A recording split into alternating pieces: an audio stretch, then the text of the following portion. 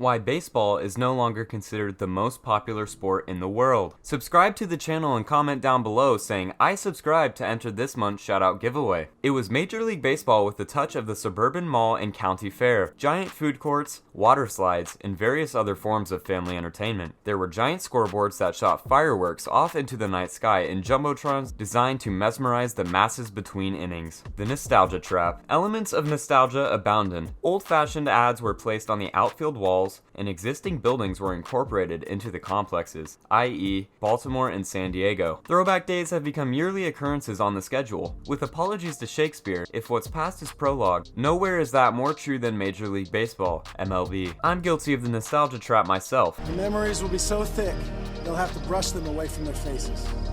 In recent years, I sat down and watched Game 6 of the 1978 World Series on YouTube. Players out there obviously are not playing for money, they're playing for pride.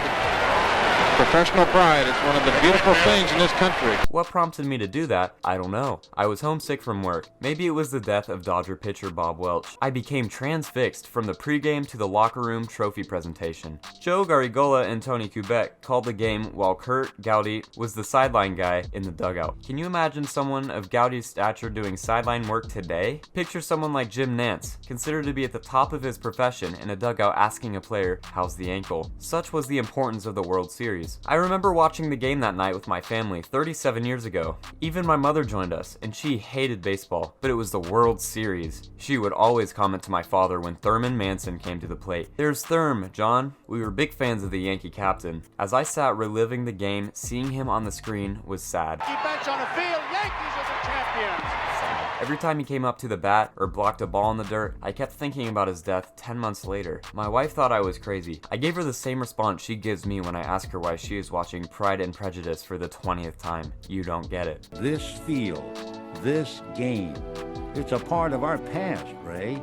It reminds us of all that once was good and could be good again. Our culture. There are a million stories like mine. I can't remember what day it is, but I can always tell you what the Yankee lineup was 35 years ago. Baseball was so ingrained in our culture that its popularity would affect the economy in dramatic ways. During Game 1 of the 1963 World Series, which started at 1 p.m., trading volume at the New York Stock Exchange was low. Prices dropped dramatically. During the past 20 years, overall attendance has risen, and that trend continued until recently. The game appears to have grown in some countries, particularly Australia and Europe. There's a World Baseball Classic now. Even Uganda has started an increasingly successful baseball program that has won tournaments in Europe, and the cable TV packages are swelling owners' bank accounts. In fact, Uganda is the first country to send a team of young players to compete in Major League Baseball tournaments in the US. Shifting priorities. All that success is deceiving. Behind those numbers lay many hidden problems for Major League Baseball as a national sport. A graying fan base, increasing competition from other sports, and a general apathy brought on by a long season have all helped to shrink the sport's following. One constant through all the years, Ray,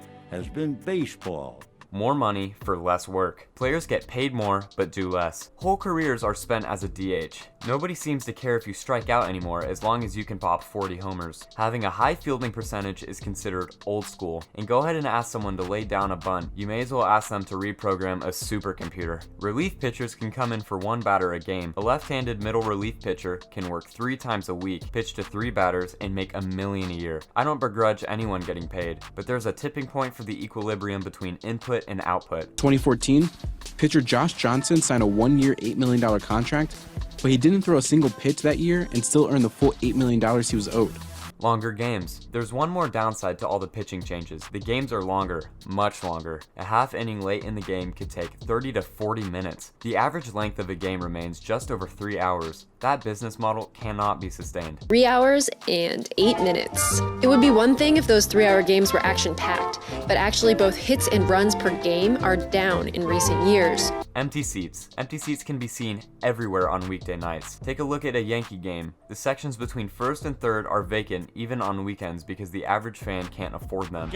But they were already at a concerningly high rate of empty seats per night. Once again, not much lower they could go. Same is true of Citi Field, Dodger Stadium, Tropicana Field, and Minute Maid Park. Just name the venue. If filled, the corporate seats usually contain soulless fans that don't even care. It's been the increasing amount of empty seats at games. This epidemic isn't isolated to the cold weather we had in April. It's not limited to a city or two. It's happening in multiple places. Aging. The game's biggest problem is its age. The average viewer on a local broadcast is over 55, and the average age of the season ticket holder is only slightly younger. Many defenders of the present state of the game would point to two issues to disprove my point. Huge local TV deals and rising minor league attendance. That just proves my point further. The game is becoming a regional in focus. A national apathy towards baseball is taking hold. Worst of all, kids aren't even playing anymore. Since the end of the World Series last season, I've been reflecting on the state of baseball. As usual, I ask myself the same question every year. Is baseball still a vital part of the culture or just another sport?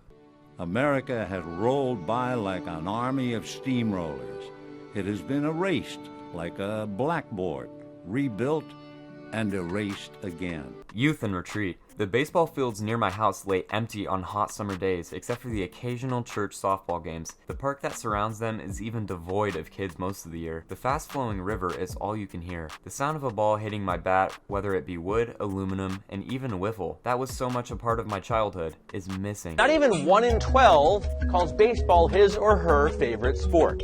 You're more likely to hear skateboards rumbling down the hill leading to the park. I can't remember the last time I saw a kid walking anywhere with a baseball glove. Do you ever go to a baseball game? Do you ever go to the stadium? I was on vacation and I went to one.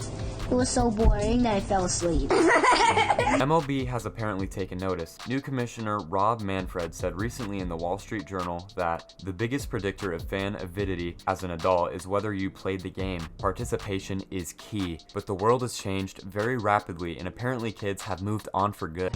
Teams only produce 0.86 home runs per game. But baseball has marked the time.